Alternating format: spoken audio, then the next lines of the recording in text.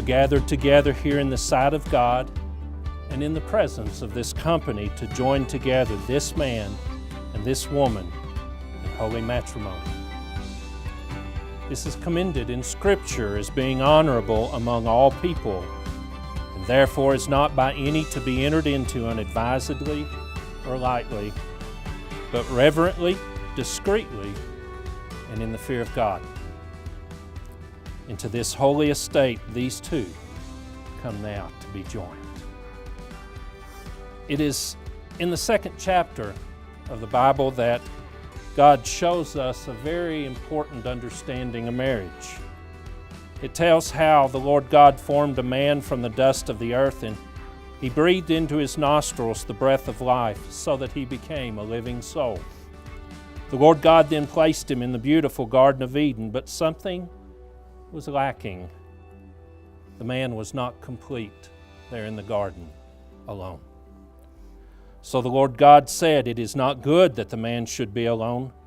I will make him an helpmeet for him." Our Lord Christ spoke of this importance when He referred to a man and a woman as leaving all and joining themselves together, becoming one flesh. He said, "What therefore God hath joined together, let no man put asunder." Who gives this woman to be wed to this man? Her mother and I. Good. Would you join their hands? And please be seated. Good job. Good job. Okay. Okay. He's really, really nervous.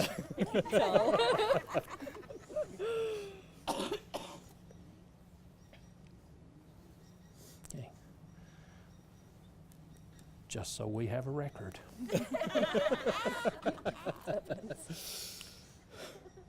Do you, Brandon, take this woman to be your lawful wife? Do you promise before God and these witnesses to love her, comfort her, honor and keep her in sickness and in health, and forsaking all others, keep thee only unto her, so long as you both shall live? I do. Good job. Good job. Okay.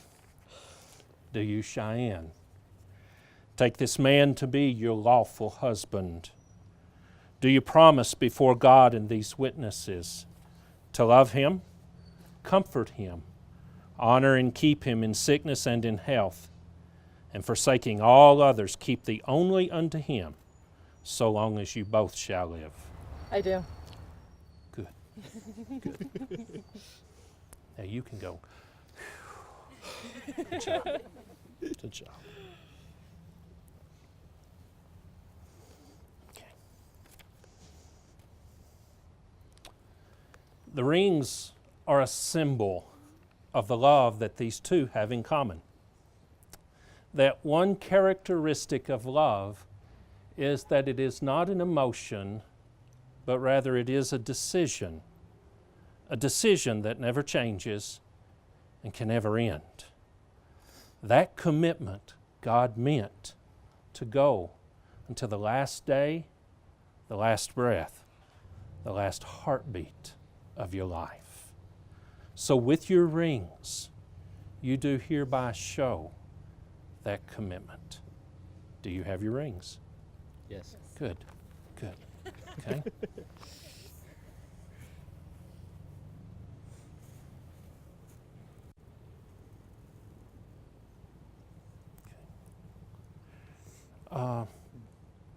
Grandfather Ralph gave me this one for Brandon to use.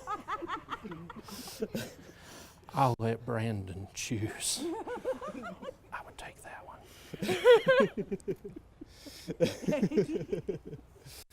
Place it on her left ring finger and repeat after me. With this ring, I thee wed, and with all my worldly goods, I thee endow. All of them. In the name of the Father, In the name of the Father, and of the Son, of the Son, and of the Holy Ghost. and of the Holy Ghost. Amen. Amen. Do you ever ask? Yes. Okay. Do you want to put Grandpa Ralph's ring on his finger?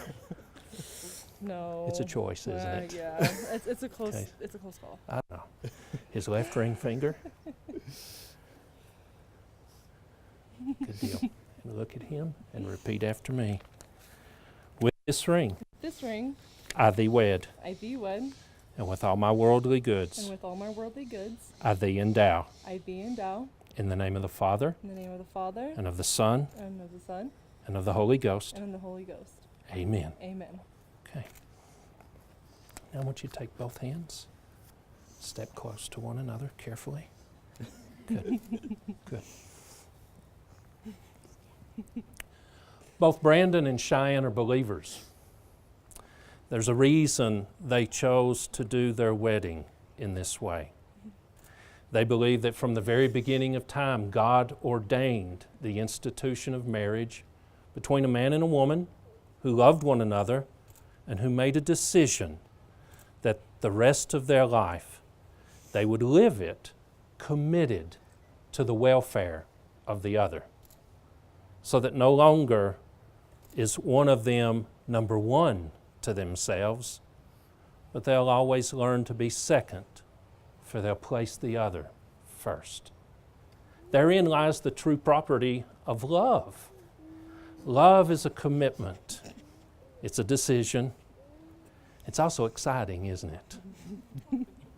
Yeah. And because Brandon and Cheyanne are believers, we've decided to add a part to their ceremony that would involve you. The Bible tells us that where 2 or 3 believers would agree upon something, that would become a special petition unto God. We all take our prayers to God individually, but He says that when 2 or 3 would agree together, that becomes a special prayer, and that God will honor that with His attention. And so I want to ask you to stand with me now. We're going to pray. And I want to invite you, as you bow your head and close your eyes, to pray a prayer, asking God's blessing upon this union.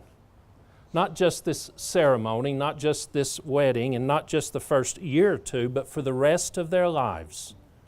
Would you pray that God's blessing be upon this family? Let us bow our heads. Our Holy Father, we call upon Thee as eternal witness, recognizing that You created the institution of marriage. You are the one who wrote the rules for it in the 5th chapter of the book of Ephesians, the role of a man who would love his wife, the role of a wife who would lift her husband up, the role of a family that would join together in their love for one another to raise their children as carefully and thoughtfully and in the admonition of the Lord. So, Father, we ask that You would join with us now in this moment, and we ask Your blessing upon this union. We ask, Father, that You would create in Brandon a godly man, a godly husband, a godly father. Help him to be the kind of man who will put You first and love his wife and care for his children. Give him wisdom and insight. Give him knowledge and thought. Give him gentleness and graciousness of spirit. Let his touch be the touch of love. And Father, I lift up Cheyanne. I pray that You would bless her. Help her, Father, not to walk before or walk behind, but to walk beside Brandon. Lord, to guidance when he asks for it or needs it, but also just to honor him with her love, respect, and caring. Father, Lord, I pray for Cheyanne Lord, I pray for Josephine. Lord, I thank you for this child who, Lord, you have brought into this world and now stands as the first witness to this union. Lord, I pray that she'll be raised in a home filled with love, filled with respect, filled with grace. And I pray that she will always know that there are two people who love her unconditionally. Father, I thank you for these family and these friends. And I pray that you bless each and every one of them. We now, Father, join together to lift our petition to you. We ask you to bless this union. In the name of our Lord and Savior, Jesus Christ, we request this. And amen. Amen. You okay? Yeah. Good. Okay. Now's the best part. You think you can kiss your bride? I'm pretty sure I can give it a good shot. You did. Okay. Then show all of us you can. There you go.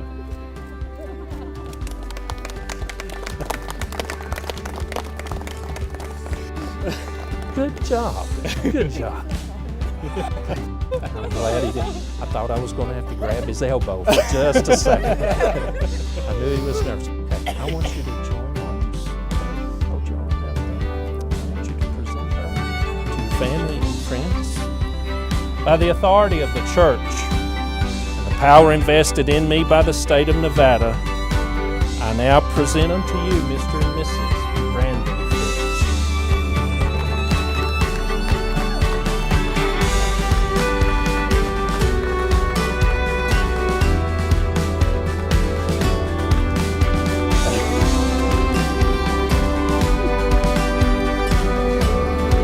Right back.